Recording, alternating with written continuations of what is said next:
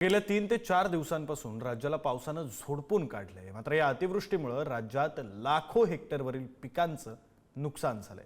परिणामी शेतकरी पुन्हा एकदा संकटात सापडलाय। पावसामुळे शेतीचं किती आणि कसं नुकसान झालंय याबाबतचा हा स्पेशल रिपोर्ट।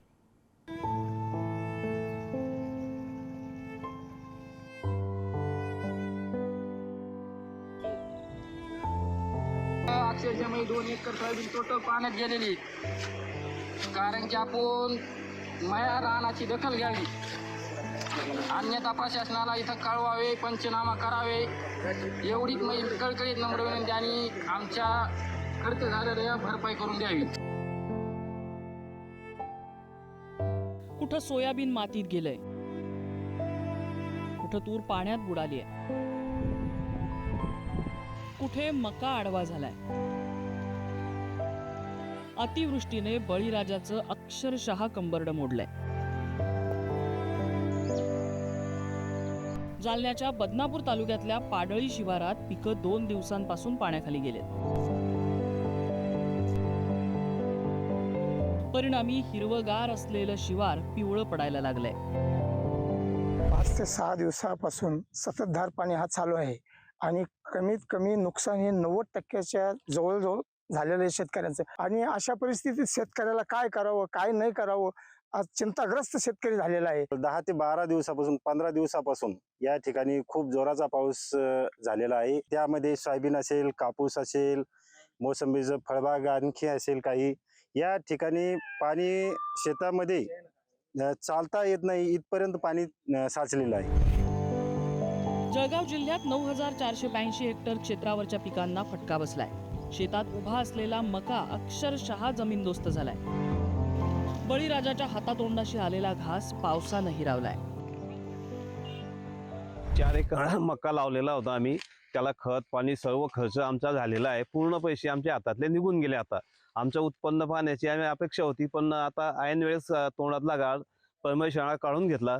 तरी सरकारने आम्हाला जास्तीत जास्त प्रमाणात मदत द्यावी ही आम्ही गव्हर्नमेंटला विनंती करतोय। माझ्या परिसरात आज जवळजवळ 90% तरी मक्याचा पेरा असल्यामुळे आणि जवळजवळ 80% मका पूर्ण भुईसपाट झालेला आहे। मायबाप सरकारने आमच्या शेतकऱ्यांकडे लवकरात लवकर लक्ष देऊन आणि आमचे पंचनामे करून आम्हाला लवकरात लवकर मोठीत मोठी नुकसान भरपाई देऊन हेक्टरी कमीत कमी 20 ते 25 हजार रुपये तरी आम्हाला भरपाई देण्यात यावी।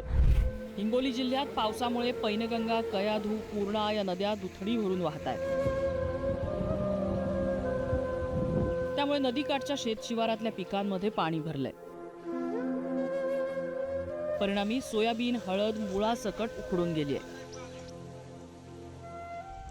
शेतीचं गोबी लावलेली होती आपण, कमीत कमी 12-15 हजार काडी रोप होतं, ते चट खड्डून गेलेलं आहे। समद गोबी पाण्यात होती काल, कमीत कमी टोंगळ्या इतकं पाणी गोबील होती, चट गोबी वाहून गेलेली आहे। गोबी आणि शिमला, हळद असे भरपूर पाऊस आल्यामुळं खूप नुकसान झालेली आहे आमची शेताची। खर्च खूप लागला आहे, तरी याला 20 ते 25 हजार रुपये खर्च आला आहे गोबीला, आणि खूप नुकसान झालेले आहे। आता हे हाती आलेलं पीक आमचं सारं नुकसान झालेली आहे। मराठवाड्याचं विदर्भाला सुद्धा पावसाने तडाखा दिला। नद्यांचं पाणी शेतात घुसल्यामुळे हजारो हेक्टरवरचं उभं पीक जमीनदोस्त झालंय। सोन्यासारखं सोयाबीन चिखलात रुतलंय। आता हे 3-3.5 एकरामध्ये पाणी घुसलेलं आहे। सततच्या पाण्यामुळे असं नुकसान होत चाललेलं आहे। काय करणार आम्ही? शेतीशिवाय पर्याय नाही दुसरा। शासनानं तात्काळ मदत द्यावी, पंचनामे करावे आणि तात्काळ मदत द्यावी। चंद्रपुरातल्या गोडपिपरी तालुक्यात शेकडो हेक्टर शेती पाण्याखाली गेली आहे। अतिवृष्टीमुळे इसापूर धरणाचं पाणी सोडल्यानं पैनगंगेसह वर्धा नदीलाही पूर आलाय। सोयाबीन, कपाशी आणि तुरीचं मोठं नुकसान झालंय। 4 लाख हेक्टरच्या वर पिकाचं नुकसान झालेलं आहे। पंचनामे होतील, परंतु काही ठिकाणी शेती खरडून निघाल्या आहेत। तातडीनं जिल्हाधिकाऱ्याच्या अकाउंटमध्ये जे आमचे आपत्ती व्यवस्थापनाचे निधी असतं, जिल्हाधिकाऱ्याला माननीय मुख्यमंत्र्यांनी आदेश दिला आहे की तातडीनं पैसे विड्रॉ करा। गेल्या 4 दिवसापासून बुलढाणा जिल्ह्यासह महाराष्ट्रातल्या अनेक जिल्ह्यांमध्ये ढगफुटी सदृश पाऊस पडतोय, संततधार पाऊस पडतोय। त्यामुळं शेतजमिनी मोठ्या प्रमाणात खरडून गेलेल्या आहेत, शेती पिकं उद्ध्वस्त झालेले आहेत। सरकारनं या काळामध्ये शेतकऱ्यांना आधार दिला पाहिजे। पंचनाम्याचे नुसते नाटकं करणं आणि बांधावर जाऊन फोटो सेशन करणं हे चालणार नाही। तर शेतकऱ्यांना 100% नुकसान भरपाई ताबडतोब आठवड्याभरामध्ये शेतकऱ्यांच्या खात्यामध्ये जमा झाली पाहिजे. राज्याच्या विविध भागातील मुसळधार पावसामुळे शेतपिकांचं मोठ्या प्रमाणात नुकसान झालंय.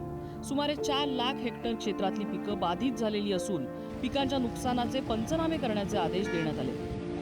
त्यामुळे आता प्रशासनाने कागदी घोडे न नाचवता बळीराजाला तातडीनं मदत कशी मिळेल हे बघावं. ब्युरो रिपोर्ट, पुढारी न्यूज.